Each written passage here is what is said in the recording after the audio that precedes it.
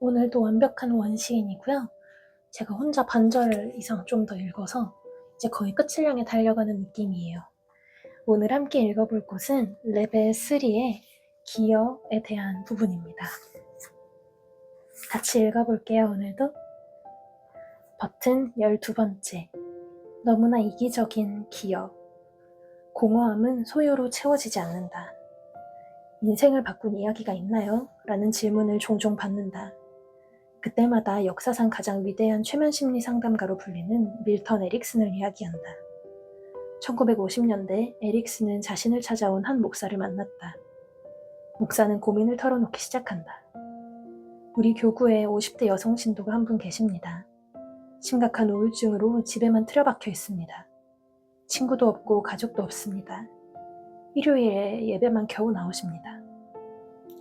에릭슨은 그녀의 집을 방문했다. 집은 어두컴컴했다.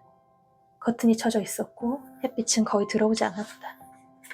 여성은 소파에 앉아 있었지만 눈에 생기가 없었다. 질문에 짧게 대답할 뿐 대화를 거의 하지 않았다. 에릭슨은 집안을 둘러보다가 창가에서 작은 화분을 발견했다. 아프리칸 바이올렛, 제비꽃을 닮은 작은 꽃이었다. 어두운 집안에서 유일하게 살아있는 것이었다. 꽃을 키우시는군요. 네, 어머니가 물려주신 거예요. 에릭슨은 약을 처방하지 않았다. 상담도 하지 않았다. 하나의 행동만 제안했다. 부인, 매주 일요일 교회 주보를 확인하세요. 누가 아프거나 결혼하거나 아기를 낳거나 승진하거나 좋은 일이 있으면 이 제비꽃 화분을 만들어서 직접 가져다 주세요. 부인은 알겠다고 답했다. 그로부터 20년이 지났다. 에릭슨은 우연히 지역신문을 보다가 부고란에서 익숙한 이름을 발견했다. 기사의 제목은 이랬다. 밀워키의 제비꽃 여왕 세상을 떠나다. 장례식장은 인산인해를 이뤘다. 수백 명의 사람이 그녀의 관 위에 제비꽃을 바쳤다. 사람들은 하나같이 말했다. 그분 덕분에 힘든 시기를 견뎠습니다. 결혼할 때 받은 제비꽃이 아직도 우리 집에 있어요. 아이를 낳았을 때 오셔서 축하해 주셨어요. 그분이 없었다면 훨씬 외로웠을 거예요. 20년 전 그녀는 아무도 없는 어두운 집에 혼자 앉아 있었다. 친구도 없고 가족도 없고 삶의 의미도 없었다. 20년 후 그녀는 수백 명에게 필요한 존재가 되어 있었다. 어떻게 이런 변화가 가능했을까? 선행하려는 본능의 정체. 워렌 버핏, 유재석과 같은 유명인의 기부 기사 아래에는 비슷한 댓글이 달린다. 위선이다. 척하네. 크크. 하지만 내 생각은 조금 다르다. 이들 역시 원신의 명령을 따르고 있을 뿐이다. 이제 너는 풍족해졌으니 부족을 챙겨라. 그래야 부족의 DNA가 계승되고 너의 유전자가 더 널리 퍼질 확률이 커진다. 나 역시 사회공헌 활동을 몇 차례 경험하며 같은 결론에 도달했다. 기여는 도덕적 선택이 아니라 뇌가 요구하는 단계다. 경제적 자유를 얻으면 왜 남을 도우려는 본능이 발현할까? 2019년 겨울 나는 이 질문을 블로그에 던졌다. 그리고 추장가설이라고 하는 가설을 제안했다. 10만 년 전 부족에 기여하는 추장이 있는 집단과 그렇지 않은 집단이 있었다. 자원을 독점하는 추장 밑에서 부족원들이 흩어졌다. 반면 사냥한 고기를 나누고 아픈 부족원을 돌보고 지혜를 전수하는 추장 밑에서 부족은 결속했다. 살아남는 것은 언제나 기여하는 리더의 집단이었다. 부족 내에서 기여하는 할머니가 있는 집단과 없는 집단도 마찬가지다. 손주를 돌봐주는 할머니가 있으면 젊은 부모는 사냥과 채집에 집중할 수 있었다. 경험 많은 노인이 약초 지식을 나눠주면 부족 전체의 생존율이 올라갔다. 실제로 인간의 폐경을 설명하는 가설 중 하나가 할머니 가설이다. 1997년 유타대 인류학자 크리스틴 호크스가 탄자니아의 하드자 부족을 연구하며 세운 이론이다.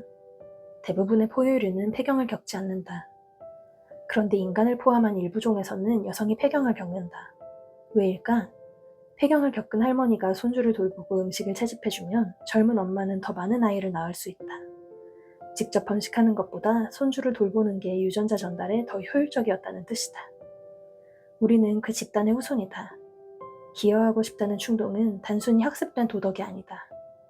수만 세대에 걸쳐 선택된 생존 전략이다.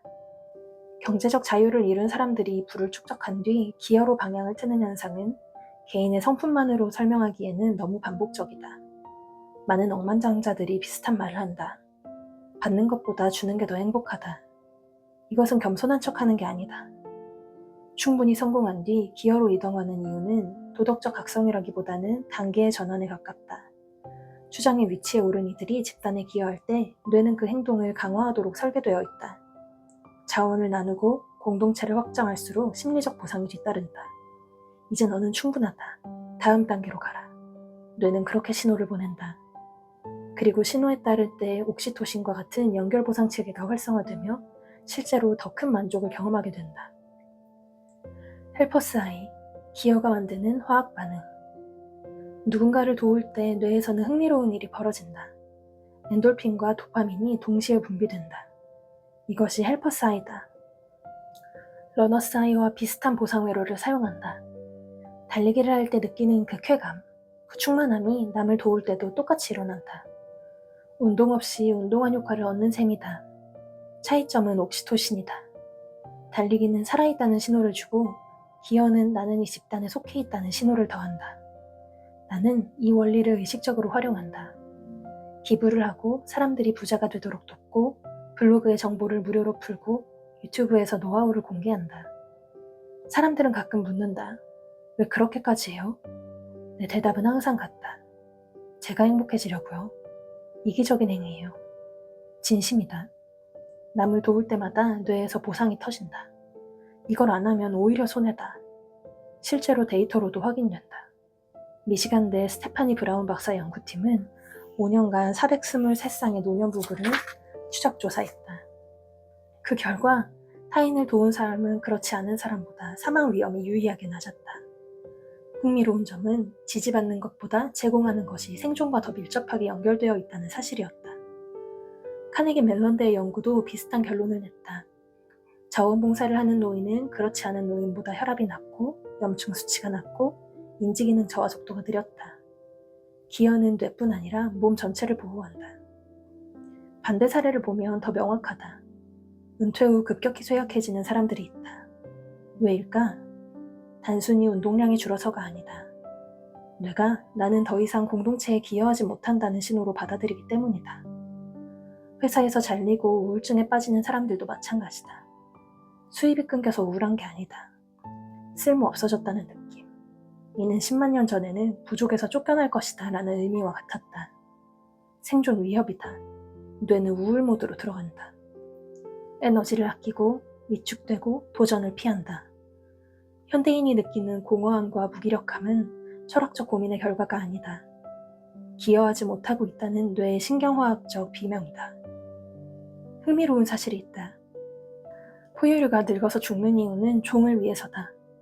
개체가 영원히 살면 자원을 독점하고 젊은 세대가 번식할 기회를 빼앗는다. 그래서 자연은 늙은 개체를 퇴장시키도록 설계했다. 예외적으로 인간은 오래 산다. 늙어서도 부족에 기여하는 개체는 퇴장당하지 않는다.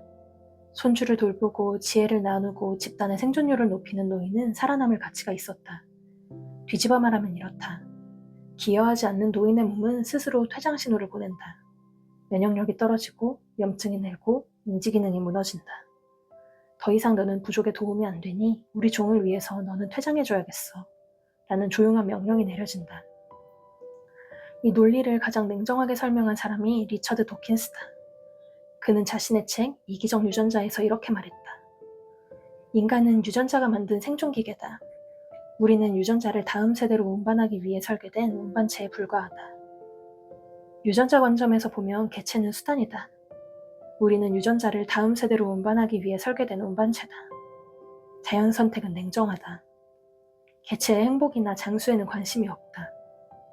번식에 유리한 건 남기고 그렇지 않은 건 서서히 줄인다. 그래서 노화 이후에는 유지 시스템이 서서히 느슨해진다. 유전자는 오래 살아가라가 아니라 잘 복제되라에 더 관심이 있다. 은퇴 후 아무 역할도 하지면 급격히 늙어 보이는 이유가 여기에 있다. 반대로 작은 일이라도 맡고 누군가에게 필요하다는 신호를 받는 사람은 놀랍도록 활력을 유지한다. 필요하다는 신호가 들어오면 뇌와 몸은 유지 모드로 전환된다. 역사적으로 보면 자원을 나누고 역할을 분담한 집단이 더 오래 살아남았다. 유전자는 철저히 이기적이다. 개체의 행복이나 장수는 관심이 없다. 오로지 자신의 복제와 전달만 신경 쓴다. 기여하는 개체는 살려두고 기여하지 않는 개체는 퇴장시킨다. 유전자는 철저히 이기적이다. 개체의 행복이나 장수는 관심이 없다. 오로지 자신의 복제와 전달만 신경 쓴다. 기여하는 개체는 살려두고 기여하지 않는 개체는 퇴장시킨다. 이것이 수백만 년간 작동해온 자연의 알고리즘이다. 그래서 은퇴하고 아무 일도 안 하는 사람들은 2, 3년 만에 급격히 쇠약해진다. 은퇴하고 작은 일이라도 하는 사람들은 여전히 쌩쌩하다. 잔인하게 들릴 수 있지만 이것이 자연의 설계다. 기여하는 사람은 오래 살고 기여하지 않는 사람은 빨리 죽는다. 도덕적 판단이 아니라 생물학적 사실이다. 당신만의 제비꽃. 심리상담가 에릭슨이 우울증에 걸린 여성에게 내린 처방을 다시 생각해보자. 그녀는 20년 동안 매주 누군가의 집문을 두드렸다. 결혼한 부부에게, 아이를 낳은 엄마에게, 승진한 직장인에게 제비꽃을 나눠줬다. 그때마다 나는 필요한 존재라는 신호를 받았다. 헬퍼스아이가 반복됐다. 우울증이 사라졌다. 별도의 처방전은 필요 없었다. 기여가 그녀의 삶을 바꿨다. 그리고 장례식에 모인 사람들은 그녀가 남긴 연결의 가치를 조용히 증명하고 있었다. 기여의 방법은 다양하다. 거창할 필요도 없다. 동료의 일을 도와주는 것, 친구의 고민을 들어주는 것, 낯선 사람에게 친절을 베푸는 것, 가족에게 전화해서 안부를 묻는 것. 이 모든 것이 나는 집단에 필요한 존재라는 신호를 뇌에 보낸다. 오늘부터 당신만의 제비꽃을 찾아라. 매일 작은 기여 하나면 충분하다. 이 작은 기여들이 쌓이면 당신의 뇌는 나는 가치 있다고 느끼기 시작한다. 삶에 의미가 생긴다. 아침에 일어날 이유가 생긴다. 삶 전체의 행복도가 올라간다. 20년 후 당신도 누군가에게 꼭 필요한 존재가 되어 있을 것이다. 남을 돕는 건 위선이 아니라 내 뇌를 살리는 가장 이기적인 선택이다. 저는 이 문장이 너무 아름답다고 생각을 했어요. 남을 돕는 건 위선이 아니라 내 뇌를 살리는 가장 이기적인 선택이다 라는 부분이 아무래도 우리 사회가 되게 각박하잖아요. 이렇게 각박한 사회에서 서로 돕고 사는 게 사실은 낭비가 아니라 무용한 일을 하는 게 아니라 생존에 가장 필요한 일이다 라는 이야기라서 되게 감명 깊었습니다. 그리고 이제 곧 있으면은 틱톡에서 라이브를 한번 해볼까 해요. 라이브를 할 수 있는 조건이 충족됐다고 알림이 왔거든요. 틱톡 라이브로 만나 뵐 수 있는 기회가 있다면 좋겠습니다. 미리 알려드릴게요. 안녕!